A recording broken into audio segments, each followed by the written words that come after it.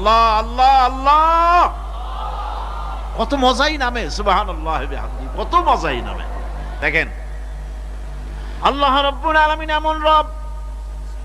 বাংলাদেশের কুকুর আর আমেরিকা ইউরোপের প্রধান দেশের কুকুর একরকম নয়।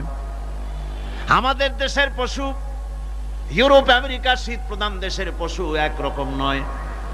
তার কারণ হলো আমাদের দেশে শীত কম, নাতিশীতোষ্ণ অঞ্চলের মধ্যে খানিকটা পড়ে যায়। এখানে পশুদের গায়ে কম পশম থাকলে কোনো অসুবিধা নাই।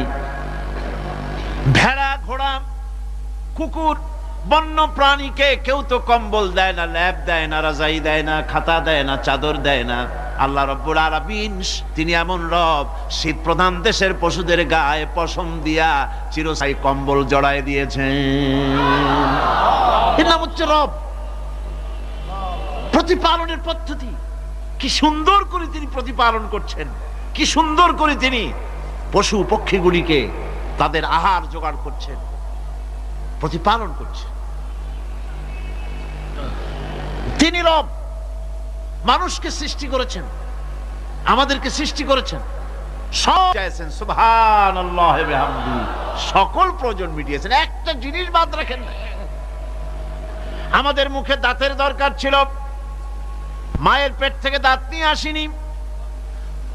মায়ের পেট থেকে আসার পরে আমাদের খাবারের দরকার ছিল। লক্ষ্য করেন রব কারে বলে, লক্ষ্য করুন। মায়ের পেটের মধ্যে যখন ছিলাম ওখানে কোনো রোগের জীবাণু ঢুকতে পারে নাই।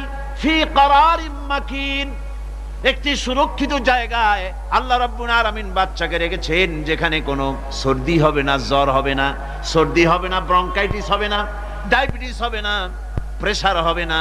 মায়ের পেটের মধ্যে বাচ্চাকে এমন জায়গায় আল্লাহ যত্ন করে রেখেছেন। এই বাচ্চা যখন মায়ের পেট থেকে বেরিয়ে এলো তখন তার পরিবেশ অত্যন্ত খারাপ। এখানে পলিউশন আছে, এখানে কার্বন ডাই অক্সাইড আছে, এখানে বিষাক্ত হাওয়া আছে, এখানে দূষিত আবহাওয়া রয়েছে। প্রতি মুহূর্তে রোগ তাকে হামলা চালাতেছে। এই রোগের থেকে সে বাচ্চা বাঁচবে কি করে? এজন্য রব্বুল আলামিন তিনি এমন রব, মায়ের বুকের মধ্যে যে খাবার তৈরি করলেন বাচ্চার, ওই খাবারের মধ্যে বাচ্চার ওষুধও আল্লাহ পাক বানায়া দিলেন।